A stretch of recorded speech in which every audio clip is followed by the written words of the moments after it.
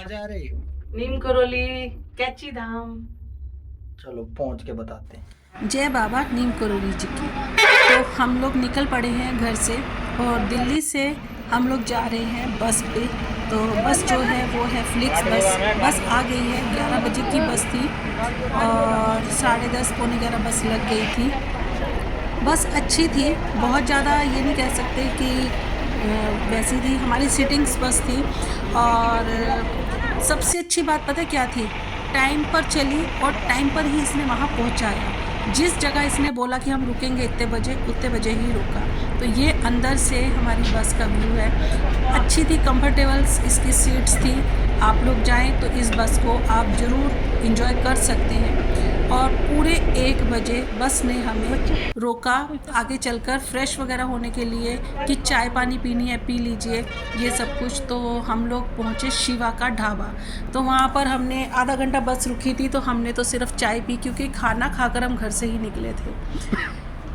उसके बाद हमने सुबह 5:05 पर पूरे बस ने हमें यहाँ पर उतार दिया काठमांडू। तो काठगोदाम उतरते ही यहाँ से हम लोगों ने टैक्सी लेनी थी। टैक्सी ली, सीधा हमने कैची धाम के लिए। तो ये हमारे को आल्टो मिली थी यहाँ पर। पूरे 1000 रुपये लिए थे इसने यहाँ काठगोदाम से कैची धाम के लिए। और रास्ते में भैया ने रोका फ्रेश वगैरह होने के लिए, चाय वगैरह पीने के लिए। तो हम लोग इनके साथ निकले और इन्होंने जहाँ इनको सही लगा इन्होंने वो तो रोका, जरूर क्योंकि रुकेंगे हमें तो भैया। इतना नहीं पता था यहाँ का।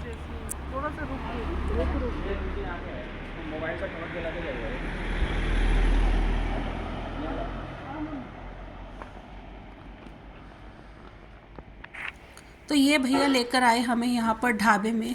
तो अभी बजे थे 5:15, क्योंकि जहाँ से हम बैठे थे ना 5:05 पर हम लोग बैठे थे और 5:15 5:20 पर हम यहाँ पहुँच गए थे।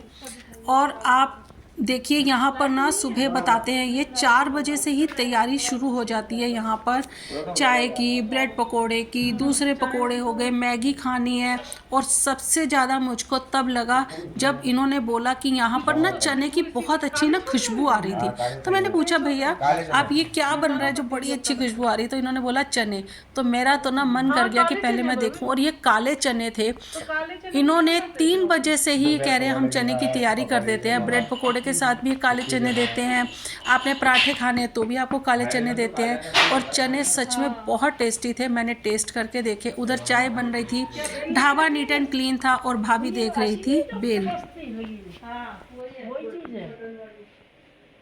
नहीं, बटन वाली नहीं है, ये दूसरी है।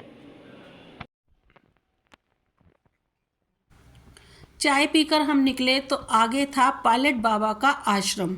ये आश्रम का मुझे तो नहीं पता था, हमने पहली बार देखा, क्योंकि हम कैची धाम भी पहली बार ही आए, उत्तराखंड में पहली बार ही आई हूँ। तो ये जो सबसे पहले तो इसको देखिए कितना प्यारा डॉगी है। मेरे बेटे के पास बार बार जा रहा था कि मुझको प्यार कर, मुझको ले चल, इस तरह से उसके ऊपर चढ़ रहा था।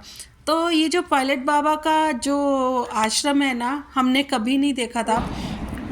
पर ये इतना बड़ा आश्रम है। और ये जो आप सामने 3 शेर देख रहे हैं, जब आप इनको नज़दीक से देखेंगे ना, ये बहुत सुंदर है, बहुत ही सुंदर।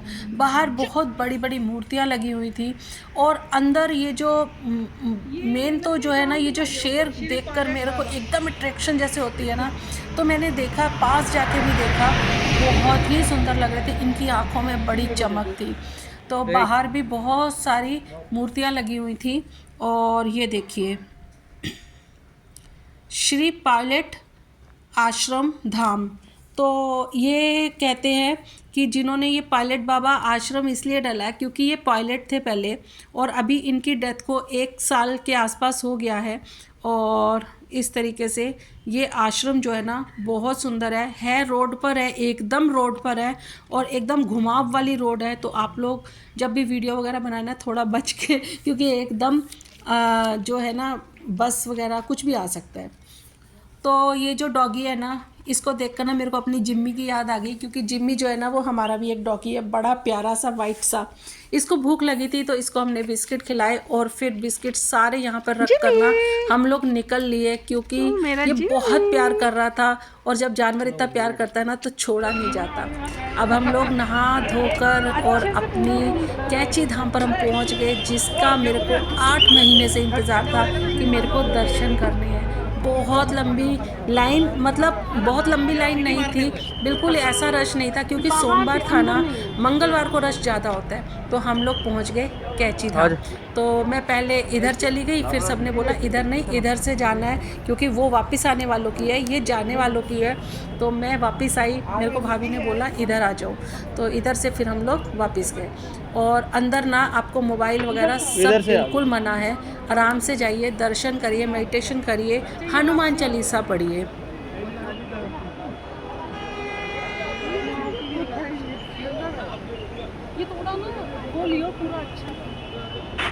नज़ारे देखेंगे ना, बहुत सुंदर है। ये शिप्रा नदी बह रही है, जो आप पानी देख रहे हैं ये शिप्रा नदी है। पर अंदर जाकर हनुमान चालीसा पढ़ी, आंखें बंद कर कर 10-15 मिनट ही बैठे ना, तो यकीन मानिए ऐसा लगा कि जैसे पता नहीं, अंदर कुछ अलग सी फीलिंग आ रही थी। सच में यहाँ पर आकर कुछ फीलिंग अलग ज़रूर है। और जब हमने बाबा के दर्शन करे, बाबा नीम करोली जी के दर्शन करे, तो यकीन मानिए ऐसा लगा कि जैसे बस वो अभी बातें कर रहे हैं और कह रहे हैं तू परेशान मत हो, तू थक मत, तू कहीं घबरा मत, मैं हूँ ना। तो बस दर्शन कर कर हम बाहर आए।